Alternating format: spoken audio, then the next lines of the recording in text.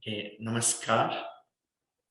I'm grateful to Shali Jyoti for inviting me to speak on this occasion. And the content is very interesting. The topic itself is very interesting. Kala, the time spirit. And we all are, as a part of this whole universe, which is a movement itself. We all are part of this movement. We ourselves are movements within the movements. Yat kincha jagatyam jagat. Everything here is a movement, and the world goes on like a movement within the movement, a cycle within the cycle. And when we are talking about movement, within movement, there is a supreme movement. And in that movement,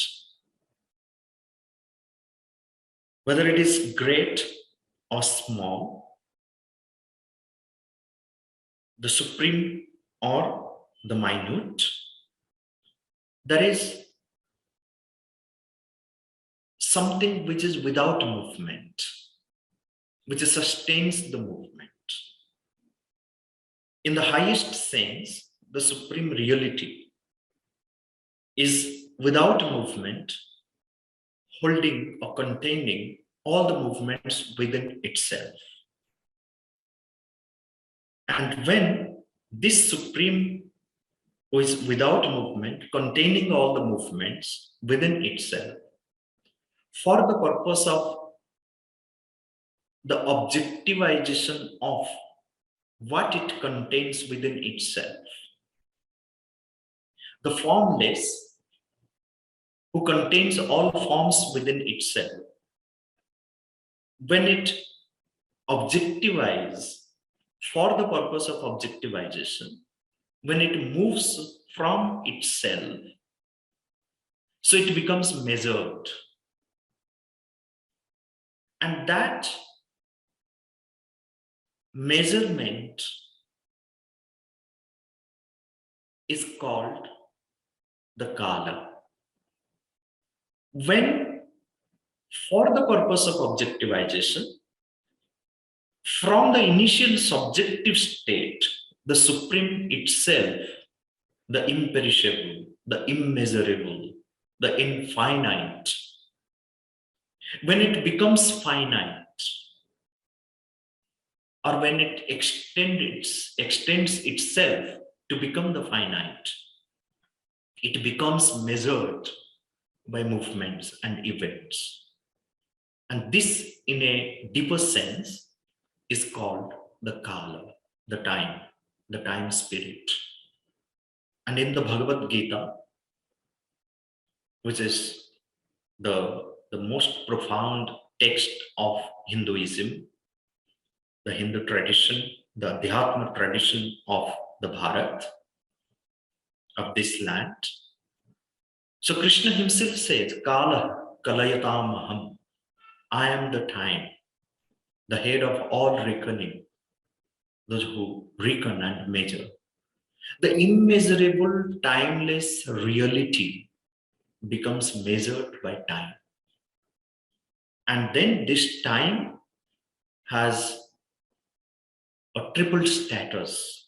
For the purpose of creation, it assumes a triple status. And this triple status of time is experienced in the objective world, in this relative existence, as past, present, and future. And here, it's a relative experience. As what we call past was present once, what we call present is what was future before, or what is future, what will become present. The future is what will become present, what will become present, and then past after a time. So time is a continuous movement, a time sequence which is an infinite continuum. That is why it's always qualified as akshaya, imperishable, akhanda, uninterrupted, one single whole. And akhanda, akshaya, this infinite continuum of what? Of what is apparently definite parts.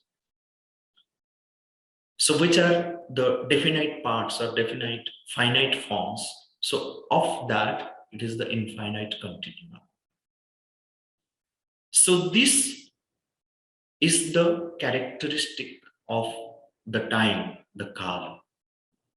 But this time is experienced, and we experience in different times the different play of this time. And sometimes we experience the most terrible form of this kala as we are experiencing at present.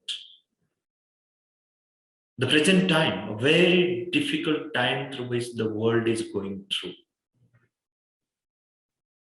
What amount of chaos, what amount of fear, what amount of frustration, what amount of dejection. It's all as if at the peak, at the summit. And why does it happen? And when it happens, what should be our role? How should we approach it? How should we take it? And this is not something which has happened for the first time or is not going to happen in the future. In the process, in the course of our evolutionary journey, such time periods, they come and then they go. Even more terrible period may come in the future. What is important is what is the lesson that we take from what we experience being at a particular time. How does our soul give expression to itself in its evolutionary journey or while being in such a situation? And the situation is so terrible, so bhayankar, where one just experiences the kala in the form of death. So that is why another meaning of kala is death. The kala itself is death. And that death itself is the supreme reality. As Krishna says, Kalosmi, I myself am the time spirit. Ahameva akshaya kala, I am that imperishable kala. But at the same time, he says, Kalosmi loka kshaya krut pravritta. I am here in the form of death, the destroyer of everything. And this destruction sometimes, as it is experienced by many, this destruction is, though in our experience, we see that it is just the destruction, but from the supreme point of view, he destroys in the form of kala, he appears in the form of death and destroys everything because he wants to recreate something new. And for the recreation of something new, something has to be destroyed. And every time this destruction has happened, we see something new. Along with this destruction, something which is of old, something which creates problems, something which suspends or makes effort to suspend the evolutionary journey or brings this mutation needs to be broken, needs to be destroyed, so then the new can appear. So, in the form of Kala, the Supreme Himself destroyed in order to create something new. And the Shakti of this Kala, this time force, when we contemplate on the Tantric experience, the Tantric knowledge, the Shakti, the feminine aspect of this Kala is Kali, and she is seen as the dark, the transformer of the world. And this darkness of Kali, as one finds it in the tantric experience, is the preparatory time of night before the dawn. It is the preparatory time of the night before the dawn, a fine sunrise, a new light is going to be dawned upon the earth. This is where the Kala, the Akshaya Kala, the Kala as the death, the Kali dancing on Shiva is seen. And all those who move harmoniously with the continuous rhythmic flow of time, they are survived by the time. The time which is imperishable, Akshaya, Akhanda, and is never spent. And the experience of the seers and sages of this land, all those who follow this continuous flow of the time, they have experienced it, they have lived it, they have become that. And as per their experience, all those who do not follow this eternal law, this continuous rhythmic flow, rhythmic movement of the time, if they do not cope up with the time, they are spent by the time itself. Therefore, Bhartrhari says, Bhartrhari, a philosopher, a poet, a grammarian, he says in his Vairagya Shatakam, Kalo na yato vayameva yata. It is not the time which is gone, which is past, which is spent, because time is never spent. So it is we who are spent by the time because we didn't cope up with the time. We didn't maintain our harmonious movement with the harmonious, continuous movement of the time. And here in our tradition, we give that respect to Kala by saying Kalaya Tasmai Nama.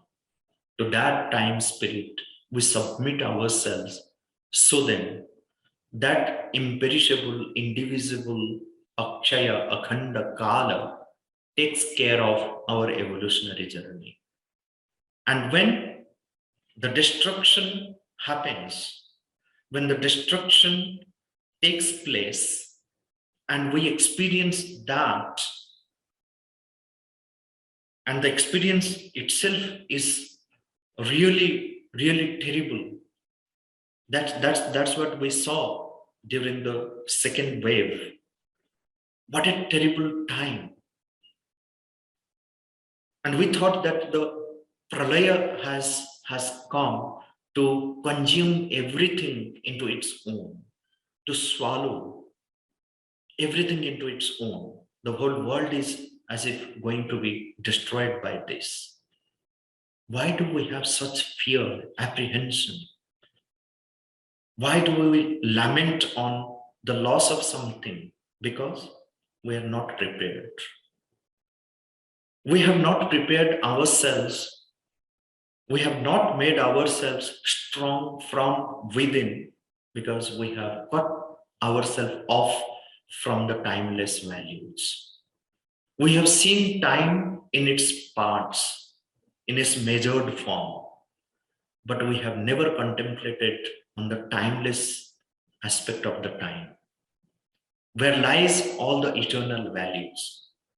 The seers and sages, the visionaries of this land, the Trikala Drashtas, who could see through past, present, and future, given us in the form of vision, in the form of their teachings, what we call the timeless values. And as we are away from these timeless values, we have never paid any attention to these timeless values. We have never manifested those values within us. So we keep suffering. We become incapable of coping up with the harmonious flow of the time. And we say that it's a bad time. Or we say it is a good time when we experience something good. But from the deeper, higher point of view, there's nothing good or bad. Time just flows. If we want that, we should experience that ananda, that happiness, that joy in the midst of everything, good or bad from the relative point of view. Then we must focus on what is timeless, those timeless values. And it is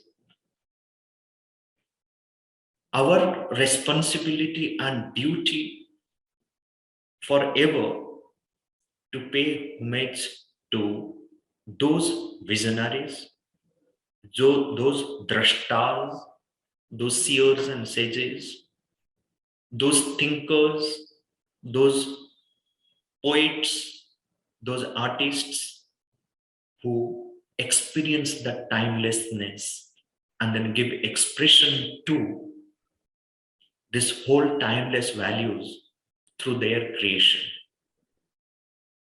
And when this is done, when the timeless manifests in what we give expression to, then the real work of an artist is done. The real work of a poet is done. The real work of a drashta is done. The real work of a sculptor is done. The real work of a musician is done. Through the finite forms, he creates the sense of infinite. This is where the understanding of Kala as the Akhanda Kala, a continuous flow of that. And in that continuous flow, there is rhythm, there is harmony, there is beauty. If all these timeless values we can manifest within ourselves and give expression to that through whatever we are doing, then that gives us the immense strength. It prepares us from within in such a manner that when the time fades like the present one comes, whatever challenges come, whatever difficult period comes in our life, we're capable of facing those challenges with the right attitude by paying our homage to that time spirit. Kalaya tasmai namah. So with these words, I again thank to the organizers of this event for giving me this opportunity to speak a little bit about time and its role in our journey. Dhanyavad.